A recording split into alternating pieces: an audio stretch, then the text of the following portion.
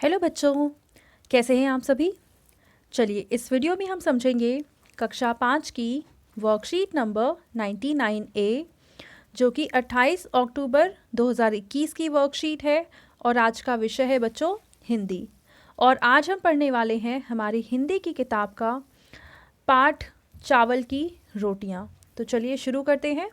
सबसे पहले बच्चों आप यहाँ अपना नाम लिखेंगे और यहाँ आप अपने टीचर का नाम लिखेंगे। नमस्ते प्यारे बच्चों, आशा करते हैं कि आप सभी स्वस्थ और खुश होंगे। बच्चों आपने पाठ चावल की रोटियां पढ़ा, जिसमें कोको अपनी माँ के द्वारा बनाई गई अपनी मनपसंद चावल की रोटियों को अलग अलग तरकीब लगाकर अपने दोस्तों से बचाने की कोशिश करता है ताकि वह उन रोटियों को स्वयं खा सके। आइए अब हम इस पाठ में से कुछ नया सीखेंगे। तो यहाँ पे हमें कह रखा है पाठ से लिए गए निम्नलिखित गद्यांश को बोलकर पढ़िए और नीचे दिए गए प्रश्नों के उत्तर दीजिए। तो सबसे पहले हमें इस गद्यांश को पढ़ना है और उसके बाद जो जो प्रश्न दे रखे हैं उसके उत्तर लिखेंगे हम, ठीक है। कोको 8 वर्ष का बर्मी लड़का था। बर्मी मतलब बर्मा का रहने वाला। एक सुबह उसके माता पिता खेत में धान लगाने गए। कोको की माँ उसके लिए उसकी मनपसंद चावल की रोटियां बनाकर रख गई थी। कोको ने रोटी खाना शुरू ही किया था कि उसके दोस्त नीनी ने दरवाजे पर दस्तक दी। यानी यहाँ पे कोको अपनी फेवरेट चावल की रोटियां खाना शुरू ही कर रहा था, तभी उसका दोस्त आ गया और उसके दोस्त का नाम है नीनी, ठीक है। कोको अपनी मनपसंद रोटियां किसी के साथ बांटना नहीं चाहता था, इसलिए उसने झट से रोटी की तश्तरी रेडियो के पीछे छिपा दी। अब कोको चाहता था कि वो अपनी फेवरेट रोटी को किसी के साथ भी शेयर ना करे और इसलिए उसने इन चावल की रोटियों को रेडियो के पीछे छिपा दिया। नीनी रेडियो पर परीक्षा संबंधी खबर सुनने के लिए आया था।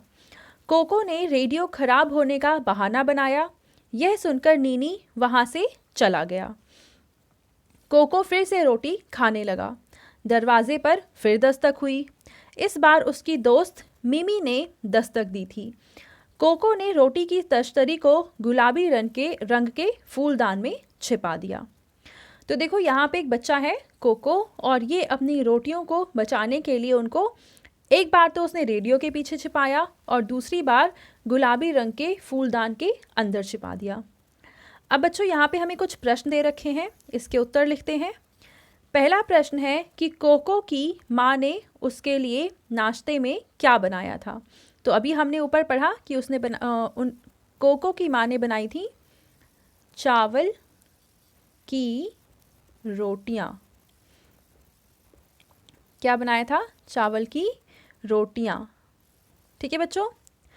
उसके बाद दूसरा प्रश्न है कि कोको ने चावल की रोटियों को फूलदान में छिपाकर क्यों रखा। तो चलिए इसका आंसर लिखते हैं। तो बच्चों आप इस प्रश्न का उत्तर लिखेंगे कि कोको रोटियां अपने दोस्तों को नहीं खिलाना चाहता था, इसलिए उसने रोटियां छिपा दी, ठीक है। तो का और खा प्रश्न कर लिया हमने। अब देखते हैं अगला प्रश्न। और गा प्रश्न में हमसे पूछा है कि कोको के घर उसके कौन कौन से दोस्त आए थे, उनके नाम लिखिए। तो हमने ऊपर पढ़ा कि कोको के 2 दोस्त आए थे। कौन कौन से? एक तो था नीनी और दूसरा कौन सा था? तो उसके 2 दोस्त थे नीनी और मिमी, ठीक है।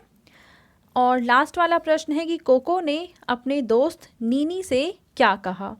तो उसने ये कहा था कि रेडियो खराब है। क्या कहा? रेडियो खराब है,